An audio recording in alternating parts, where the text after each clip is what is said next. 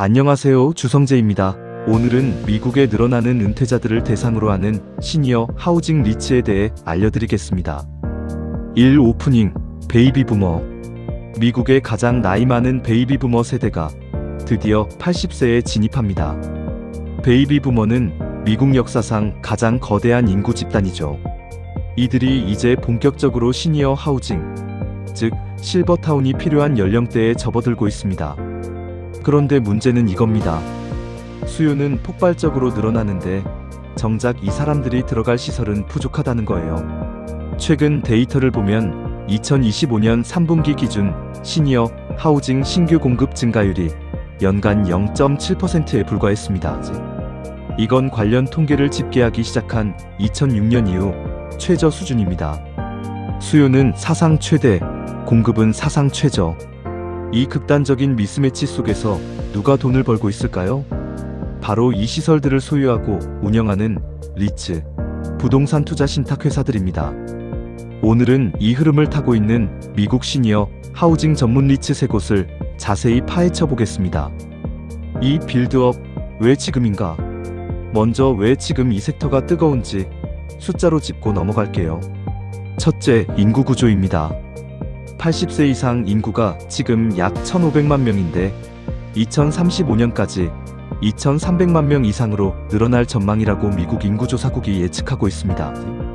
둘째, 공급 부족입니다.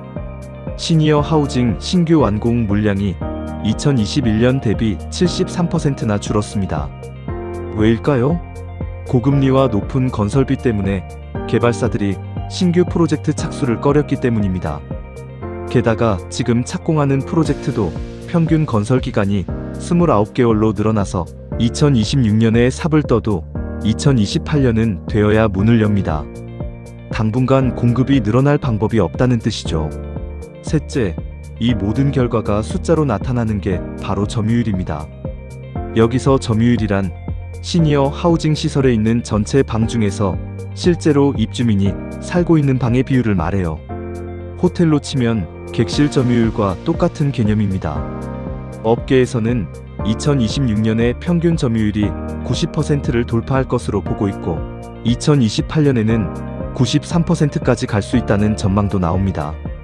이게 20년 통계 집계 이래 최고 수준이라는 게 핵심이에요. 점유율이 오른다는 건 리츠가 이미 갖고 있는 건물들의 방이 계속 채워지면서 돈을 더 번다는 뜻입니다.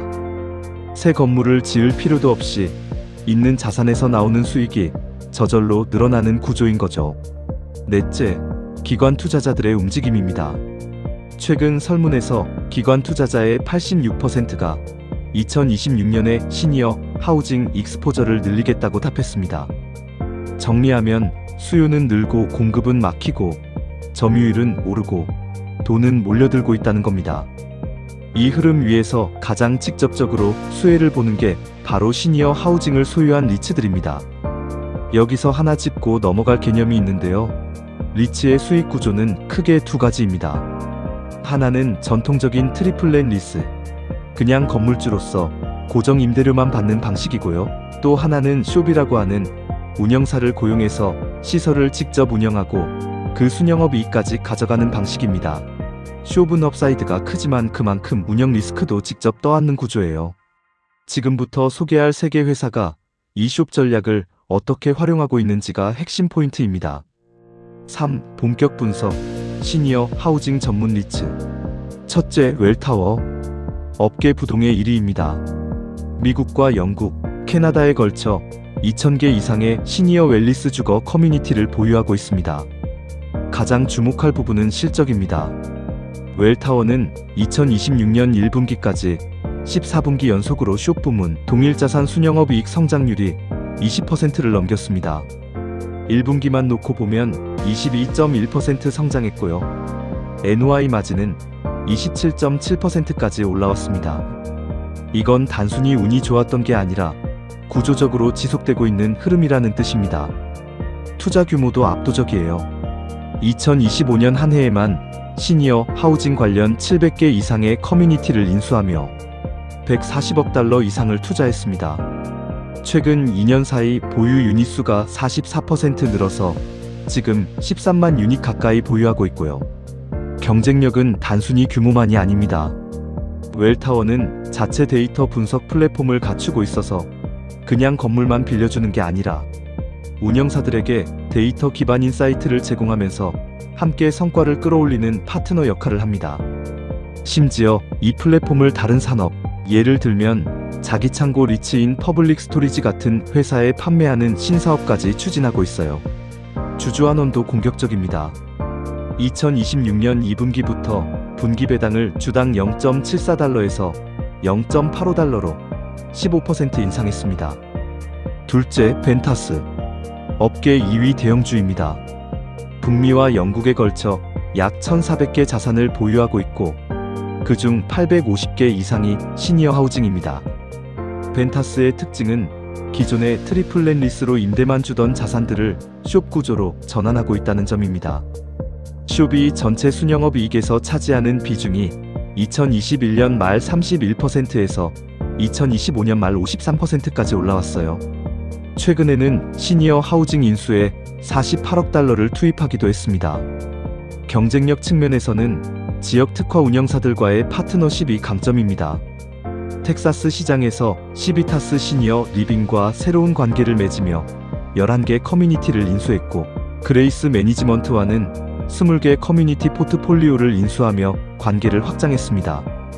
단순히 자산만 사는 게 아니라 검증된 운영 파트너를 골라서 함께 성장하는 전략인 거죠. 배당 수익률은 약 2.3%로 웰타워보다 높습니다. 웰타워가 고성장 고변동성이라면 벤타스는 그보다는 안정성과 성장성 사이의 균형점에 있는 포지션이라고 보시면 됩니다. 셋째, 케어트러스트 리츠. 앞의 두 대형주와는 결이 다른 중소형 리츠입니다. 케어트러스트는 운영자가 만든 운영자를 위한 리츠를 표방하는데 실제로 60년 이상의 현장 운영 경험을 가진 팀이 임차 운영사를 엄선하는 게 특징입니다. 전통적으로는 트리플렛 리스 중심의 안정적인 회사였는데 최근 세계 시니어 리빙 커뮤니티를 4천만 달러에 인수하면서 처음으로 숍 포트폴리오를 구축하기 시작했습니다. 즉, 이제 막 숍 시장에 발을 들인 초기 단계라는 거예요. 이게 왜 투자 포인트가 되냐면 케어트러스트는 이제 시작하는 단계라 상대적으로 저평가돼 있을 가능성이 있다는 겁니다. 4. 결론 및 투자 포인트. 정리하겠습니다.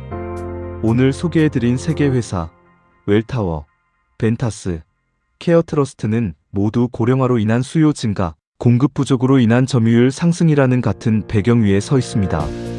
하지만 캐릭터는 확실히 다릅니다.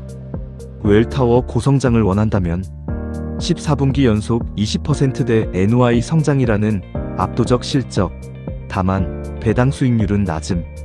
벤타스 성장과 안정 사이의 균형을 원한다면 숍 비중을 늘려가는 중이지만 아직 웰타워만큼 공격적이진 않은 케어트러스트 숍 초기 진입 스토리에 베팅하고 싶다면 상대적으로 덜 알려진 중소형주. 그런데 여기서 균형 잡힌 시각을 위해 꼭 말씀드려야 할 리스크가 있습니다. 리츠는 기본적으로 금리에 민감한 자산군입니다. 금리가 오르면 대출 비용이 늘고 배당 매력도 상대적으로 떨어질 수 있어요. 하지만 앞으로 인간의 평균 수명은 점점 늘어납니다.